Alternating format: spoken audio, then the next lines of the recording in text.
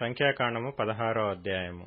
లేవికి ముని మనుమడును కహాతుకు మనుమడును ఇస్హారు కుమారుడునగు కోరహు రూబేనీయులలో ఏలీయాబు కుమారులైన దాతాను అబీరాములును Peleth కుమారుడైన ఓనును యోచించుకొని ఇశ్రాయేలీలలో పేరు పొందిన సభికులను సమాజ ప్రధానులునైన 250 మందితో మోషేకు ఎదురుగా లేచి, మోషే అహరోనులకు విరోధముగా పోగుపడి, మీతో మాకిక పనిలేదు, ఈ సర్వసమాజములోని ప్రతివాడునూ పరిశుద్ధుడే, యెహోవా వారి మధ్యనున్నాడు, యెహోవా సంఘము మీద మిమ్మును మీరేలా హెచ్చించుకొనుచున్నారనగా మోషే ఆ మాట విని సాగిలపడెను. అటు తరువాత అతడు కోరహుతోనూ వాని సమాజముతోనూ ఇట్లనెను, తనవాడు ఎవడో పరిశుద్ధుడు ఎవడో రేపు యెహోవా తెలియచేసి వానిని తన సన్నిధికి రానిచ్చును. ఆయన తాను ఏర్పరచుకొనిన వానిని తన యొద్దకు చేర్చుకొనును. ఇలాగు చేయుడి, కోరహును అతని సమస్త సమూహమునైన మీరును ధూపార్తులను తీసుకొని వాటిలో అగ్నియించి రేపు యెహోవా సన్నిధిని వాటి మీద ధూపద్రవ్యము వేయుడి. అప్పుడు యెహోవా ఏ మనుష్యుని ఏర్పరచుకొనునో వాడే పరిశుద్ధుడు. లేవి కుమారులారా, మీతో నాకిక పనిలేదు. మరియు మోషే కోరహుతో ఇట్లనెను, లేవి కుమారులారా వినుడి, తన మందిర సేవ చేయుటకు యెహోవా మిమ్మును తన యొద్దకు చేర్చుకొనుటయు, మీరు సమాజము ఎదుట నిలిచి వారు చేయవలసిన సేవ చేయునట్లు ఇశ్రాయేలీల దేవుడు ఇశ్రాయేలీల సమాజములో నుండి మిమ్మును వేరుపరచుటయు మీకు అల్పముగా కనబడునా? ఆయన నిన్నును నీతో లేవీయులైన నీ గోత్రపు వారిని అందరినీ చేర్చుకొనెను గదా. అయితే మీరు యాజకత్వము కూడా కోరుచున్నారు. ఇందు నిమిత్తము నీవును నీ సమస్త సమాజమును యెహోవాకు విరోధముగా పోగై ఉన్నారు. అహరోను ఎవడు? అతనికి విరోధముగా మీరు సనగనేలా అనెను. అప్పుడు మోషే ఏలీయాబు కుమారులైన దాతాను అబీరాములను పిలువనంపించెను. అయితే వారు, మేము రాము, ఈ అరణ్యములో మమ్మను చంపవలెనని పాలుతేనెలు ప్రవహించు దేశములో నుండి మమ్మను తీసుకుని వచ్చుట చాలనట్టు మా మీద ప్రభుత్వము చేయుటకు నీకు అధికారము కావలెనా? అంతేకాదు, నీవు పాలుతేనెలు ప్రవహించు దేశములోనికి మమ్మను తీసుకుని రాలేదు, పొలములు ద్రాక్ష తోటలు గల స్వాస్థ్యము మాకియ్యలేదు. ఈ మనుషుల కన్నులను ఊడదీయుదువా? మేము రాము అనిరి. అందుకు మోషే మిక్కిలి కోపించి, నీవు వారి నైవేద్యమును లక్ష్యపెట్టకము, ఒక్క గాడిదనైనను వారి యొద్ద నేను తీసుకొనలేదు, వారిలో ఎవనికిని నేను హాని చేయలేదని యెహోవా యొద్ద మనవి చేసెను. మరియు మోషే కోరహుతో, నీవును నీ సర్వసమూహమును అనగా నీవును వారును అహరోనును రేపు యెహోవా సన్నిధిని నిలవవలెను. మీలో ప్రతివాడును తన తన ధూపార్తిని తీసుకొని వాటి మీద ధూపద్రవ్యము వేసి ఒక్కొక్కడు తన ధూపార్తిని పట్టుకొని 250 ధూపార్తులను యెహోవా సన్నిధికి తేవలెను. నీవును అహరోనును ఒక్కొక్కడు తన ధూపార్తిని తేవలెనని చెప్పెను. కాబట్టి వారిలో ప్రతివాడును తన ధూపార్తిని తీసుకుని వాటిలో అగ్నియించి వాటి మీద ధూపద్రవ్యము వేసినప్పుడు వారును మోషే అహరోనులను ప్రత్యక్షపు గుడారము యొక్క ద్వారమునొద్ద నిలిచిరి.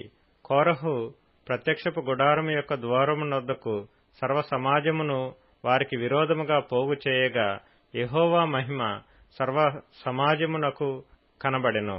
అప్పుడు యెహోవా, మీరు ఈ సమాజములో నుండి అవతలికి వెళ్ళుడి, క్షణములో నేను వారిని కాల్చివేయుదునని మోషే అహరోనులతో చెప్పగా వారు సాగిలపడి, సమస్త శరీరాత్మలకు దేవుడువైన దేవా, ఈ ఒక్కడు పాపము చేసినందున ఈ సమస్త సమాజము మీద నీవు కోపపడుదువా అని వేడుకొనిరి.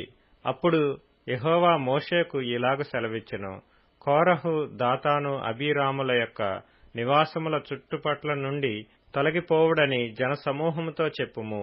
అప్పుడు మోషే లేచి దాతాను అబీరాముల యొద్దకు వెళ్లగా ఇశ్రాయేలీల పెద్దలు అతని వెంట వెళ్ళిరి. అతడు, ఈ దుష్టుల గుడారముల యొద్ద నుండి తొలగిపోవుడి, మీరు వారి పాపములన్నిటిలో పాలివారై నశింపక యుండునట్లు వారికి కలిగినదేదియు ముట్టకుడి అని ఆ సమాజముతో అనెను. కాబట్టి వారు కోరహు దాతాను అబీరాముల నివాసముల యొద్ద నుండి ఇటు అటు లేచిపోగా దాతాను అబీరాములను వారి భార్యలను వారి కుమారులను వారి పసిపిల్లలను తమ గుడారముల ద్వారమున నిలిచిరి. మోషే, ఈ సమస్త కార్యములను చేయుటకు యెహోవా నన్ను పంపిననియు నా అంతట నేనే వాటిని చేయలేదనియు దీనివలన మీరు తెలుసుకొందురు. మనుషులందరికీ వచ్చు మరణము వంటి మరణము మీరు పొందిన ఎడలను సమస్త మనుషులకు కలుగునదే వీరికి కలిగిన ఎడలను యెహోవా నన్ను పంపలేదు. అయితే యెహోవా గొప్ప వింత పుట్టించుట వలన వారు ప్రాణములతో పాతాళములో కూలునట్లు భూమి తన నోరు తెరచి వారికి కలిగిన సమస్తమును మృంగివేసిన ఎడల వారు యెహోవాను అలక్ష్యము చేసిరని మీకు తెలియననెను. అతడు ఆ మాటలన్నీ చెప్పి చాలించగానే వారి క్రింద నేల నెరవిడిచెను. భూమి తన నోరు తెరచి వారిని వారి కుటుంబములను కోరహు సంబంధులందరినీ వారి సమస్త సంపాద్యమును మృంగివేసెను. వారును వారి సంబంధులందరూ ప్రాణముతో పాతాళములో కూలిరి. భూమి వారిని మృంగివేసెను. వారు సమాజంలో ఉండకుండా నశించిరి. వారి చుట్టూనున్న ఇశ్రాయేలీలందరూ వారి ఘోష విని భూమి మనలను మృంగివేయనేమో అనుకొనుచు పారిపోయిరి. మరియు యెహోవా యొద్ద నుండి అగ్ని బయలుదేరి ధూపార్పణమును తెచ్చిన ఆ 250 మందిని కాల్చివేసెను.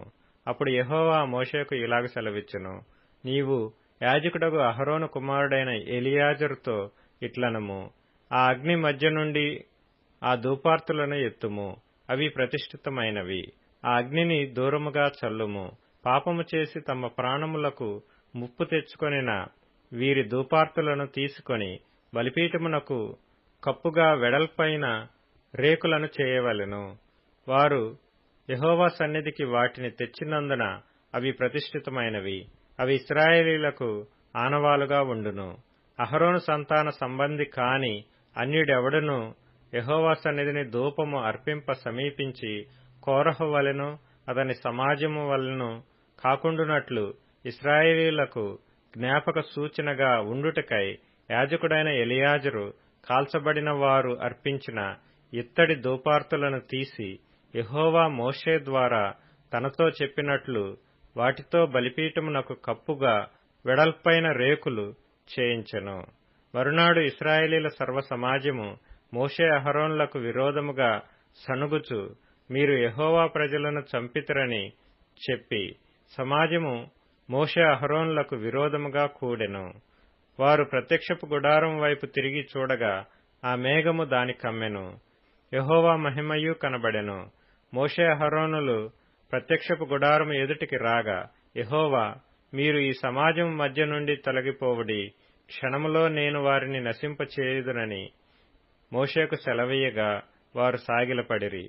అప్పుడు మోషే, నీవు ధూపార్తిని తీసుకొని బలిపీఠపు నిప్పులతో నింపి ధూపము వేసి వేగముగా సమాజము నొద్దకు వెళ్లి వారి నిమిత్తము ప్రాయశ్చిత్తము చేయుము. కోపము యెహోవా సన్నిధి నుండి బయలుదేరెను, తెగులు మొదలుపెట్టెనని అహరోనుతో చెప్పగా మోషే చెప్పినట్లు అహరోను వాటిని తీసుకుని సమాజము మధ్యకు పరిగెత్తిపోయినప్పుడు తెగులు జనులలో మొదలుపెట్టియుండెను. కాగా అతడు ధూపము వేసి ఆ జనుల నిమిత్తము ప్రాయశ్చిత్తము చేసెను. అతడు చచ్చిన వారికిని బ్రతికియున్న వారికిని మధ్యను నిలవబడగా తెగులు ఆగెను. కోరహు తిరుగుబాటున చనిపోయిన వారు కాక 14,700 మంది ఆ తెగులు చేత చచ్చిరి. ఆ తెగులు ఆగినప్పుడు అహరోను ప్రత్యక్షపు గుడారము యొక్క ద్వారము దగ్గరనున్న మోషే యొద్దకు తిరిగి వచ్చెను.